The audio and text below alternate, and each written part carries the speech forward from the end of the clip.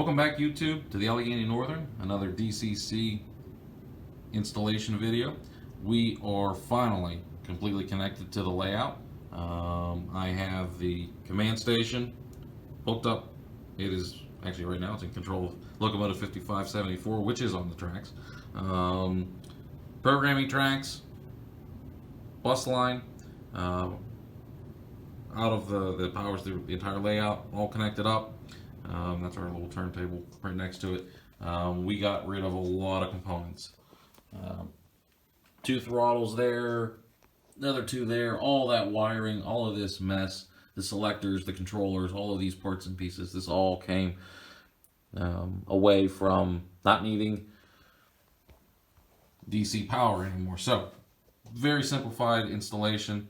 The layout underside is very neat and organized now because basically there's 2 wires running the entire loop of the layout and little feeders coming from the track to those wires, and that's it. Everything else is set up and ready to go. So this command station, because it's a command station and a booster, it sits on the old shelf that all of the DC equipment used to sit on. It's going to be primarily used now as a booster for the layout, but also to run the I'm going to call it the non-active or the AI train on the layout. So whether that's a passenger train or a manifest freight or some train that's just adding operating interest but not necessarily being operated, so to speak, so it can run the loop around the main line while I'm doing some switching or whatever else I'm doing. So that's primarily what the command station is going to be for. Also for programming, because if you remember from previous video, I do have my programming track here on the layout, isolated from the rest of the layout so that you don't accidentally reprogram all of the decoders for all of the locomotives on the layout. But when I want to walk around, because I do have, well, that's the start of the second deck, but right there, there's quite a bit to walk around to, and it keeps on going. You get the idea. You've seen them from other videos. I went out and bought a DT500 Super Throttle. It's tethered, so it does plug into a LocoNet connection port, but also it has the option to run wirelessly and infrared.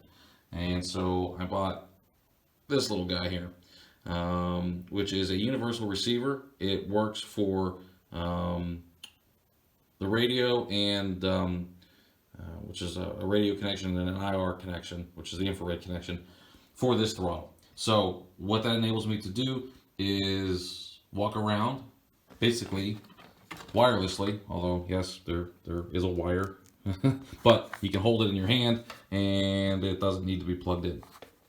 So what I'd like to do here is get this guy plugged in, and as soon as you plug it into any active LocoNet port, the throttle immediately comes on. And it right now is remembering the last 2 locomotives that I was running. If I wanted to change them, for this video I don't, I would hit the loco button. I would turn one of these 2 throttle controls to let the throttle know that I'm selecting it. Punch in the number of the locomotive that I want and hit the loco key again, and it'll appear either on the left side or the right side depending on which of these 2 I turned. Now, because our locomotives are already sitting here, I can go ahead and, well, I don't want to back it up into the other one. I can turn it in the other direction and get him to, he's seemed to have hit a dirty spot there. He's still just a little bit, let's give him some help. So, okay. So there, he's running just fine. And our locomotive on the other side, and we'll make him chase him.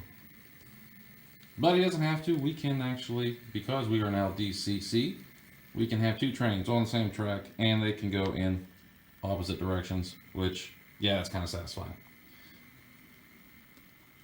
And while you're watching all of that, you can watch this little guy just take off here. I'm going to disconnect the throttle to prove to you it's disconnected. Here it is. It's in my hand. Not connected. And I still have control over this locomotive. I will make him stop.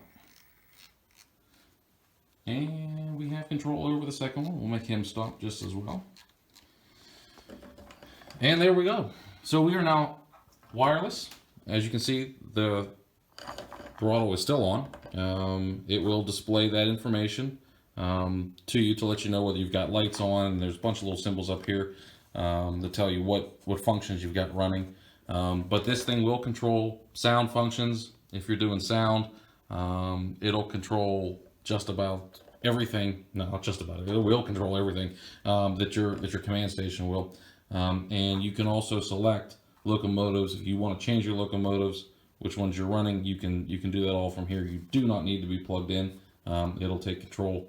I have found out just through trial and error, it's probably in the manual if you want to sit down and read it, that this throttle works best if you start it off plugged in. It connects to LocoNet and it seems to get all its information from there, and it runs really well afterwards. But it's very satisfying to be able to walk around with your train, start it up anytime you want, and take it for a spin. The other thing that's really nice about DCC, and I hope you can tell from the video, is that you do get really good speed control. So you can make these locomotives really crawl, which is good, because I'm sure for those of you who are striving for realism, you know when you turn on a video and you see those trains flying around the tracks at Christmas tree speed, as I call it. That's not exactly what we're looking for here. We want to see that slow crawl. We want the locomotive to be able to, back down a siding, and just, look like it's going to stall out at any moment. So with DCC, you get, at least with these, the way I've got these ones programmed, you do get a 28 step speed increase.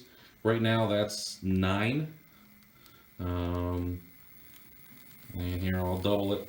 There's 18, and already you can tell it's moving pretty well. So